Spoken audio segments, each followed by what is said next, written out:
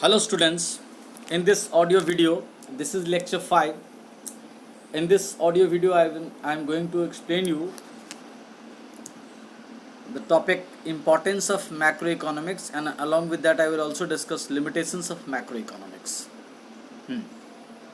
इससे पहले हम लोग इस लेक्चर 4 में समझ चुके हैं कि मैक्रो इकोनॉमिक्स का परिभाषा और उसका सब्जेक्ट मैटर विषय वस्तु क्या है, ये हम लोग ऑलरेडी लेक्चर 4 में समझ चुके हैं. So let us move ahead and understand importance of macro economics. हाँ, तो देखो एक बार मैं फिर से आपको रिकैप करता हूँ कि माइक्रो इकोनॉमिक्स और मैक्रो इकोनॉमिक्स ये दो इकोनॉमिक्स के ब्रांचेज हैं और आपके सीबीएसई के सिलेबस में ये दोनों ही है.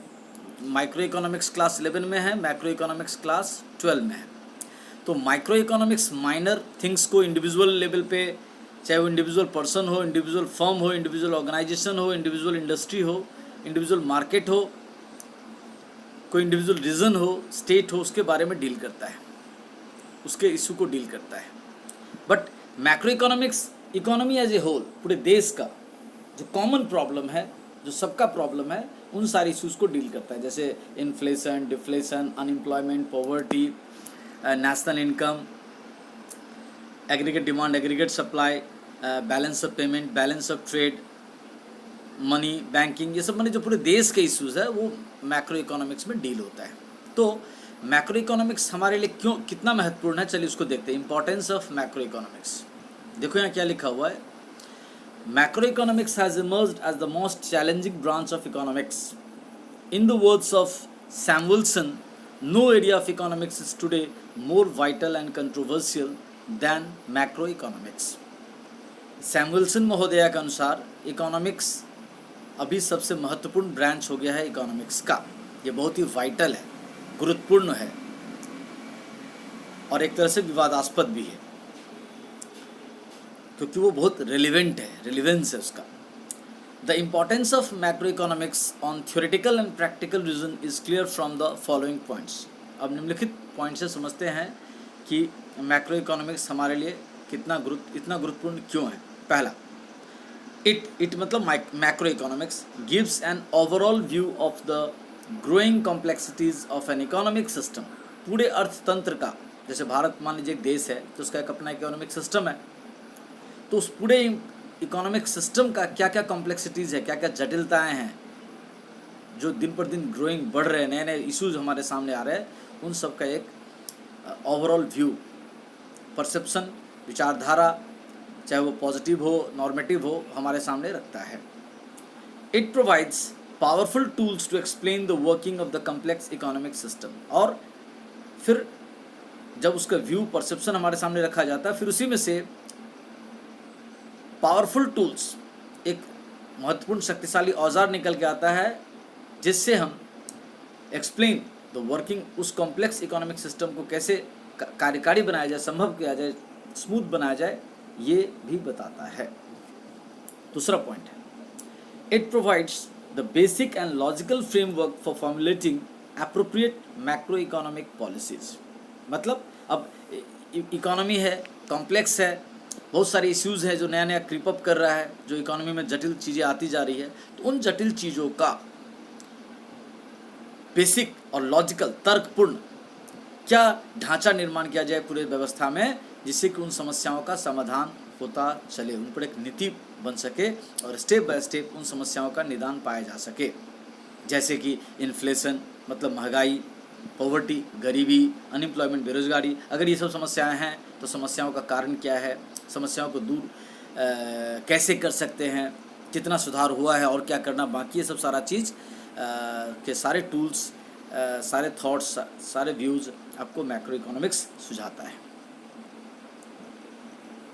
Third, it helps in analysing the reasons for economic fluctuations and provide remedies. मतलब मैक्रो इकोनॉमिक्स आपको एनालाइज, विश्लेषण करने में मदद करता है. आपके इकोनॉमी में आपने जो पहले से नीति निर्धारण किए थे, जो पॉलिसीज़ बनाए, जो प्लानिंग किए, जो उसको लागू किए, इम्प्लीमेंट किए, फिर उसका जो इम्पैक्ट हुआ उसका एनालिसिस करते हैं. और जो इकोनॉमी फ्लक्चुएशंस आए, जो एक नीति, जो एक पॉलिसी, जो एक प्रोग्राम, जो एक प्लानिंग के हिसाब से हम लोग काम कर रहे हैं, फिर भी इकोनॉमी में अगर फ्लक्चुएशंस आएँ तो फिर क्या कारण थे, उसका भी विश्लेषण एनालिसिस मैक्रो इकोनॉमिक्स करता है, और एंड प्रोवाइड रेमेडीज, और फिर उसके उपचार, संभावित तरीके जिसके माध्यम से उसका समाधान किया जा सके, ये macro economics economy as a whole हमारे सामने प्रोवाइड करता है। तो अभी तक हम लोगों ने मैक्रो इकोनॉमिक्स के महत्व को समझा।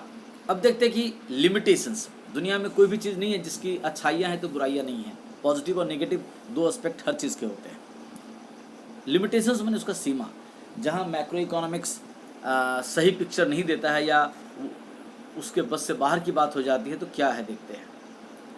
सम of the major limitations of macro economics are, पहला, macroeconomics ignores structural changes in an individual unit of the aggregate. मतलब जिस समय कोई इशू को वो स्टडी करते रहता है, इस बीच में अगर इकोनॉमी में कुछ स्ट्रक्चरल रचनात्मक बदलाव आते रहते हैं, चेंजेज होते रहते हैं, उस चीज़ को मैक्रो इकोनॉमिक्स इग्नोर कर देता है। वो at a point of time क्या है ये सोच करके इश्यूज हमारे सामने रखते हैं। बट समय के साथ जो स्ट्रक्चरल चेंजेस, समाज में बदलाव आ रहा है, economic way of living, economic way of doing things जो बदल रहा है, उसको वो कंसिडरेशन में नहीं लेता है। जैसे मैं आपको समझा रहा हूँ कि अगर रोड बनाते थे तो पहले रोड मैनुअली ज़्यादा काम होता, तो धीरे धीरे कुछ मशीन्स आए, लेबर ज़्यादा रहे, फिर मशीन बढ़ता गया और अभी ऑटोमेटिक मशीन्स हो गए और मिनिमम लेबर्स का यूज़ हो रहा। तो ये जो स्ट्रक्चरल इकोनॉमी में चेंजेस आते रहते हैं उसको कंसिडरेशन में नहीं लेता है कोई एक चीज़ मान करके कि या तो ये लेबर बेस करके काम होगा और उस समय जो प्राइस रहेंगे उस हिसाब से उसका सोल्यूशन निकाला जाएगा। इस तरह से मैक्रो इकोनॉमिक्स बताता है। The conclusions drawn on the basis of aggregate variables में भी मिसलीडिंग। इसलिए कोई एक चीज़ सोच करके, कोई एक पार्टिकुलर सिचुएशन सोच करके जो सॉल्यूशन प्रोवाइड किया जाता है मैक्रो इकोनॉमिक्स में, वो आने वाले समय में मिसलीडिंग और कंफ्यूजन क्रिएटिंग और कंट्रोवर्शियल भी हो सकता है। दूसरा point, as Hicks puts it, most of macro magnitudes which figure so largely in economic discussions are subject to errors and ambiguous. बिल्कुल सही, एम्बिग्विटीज।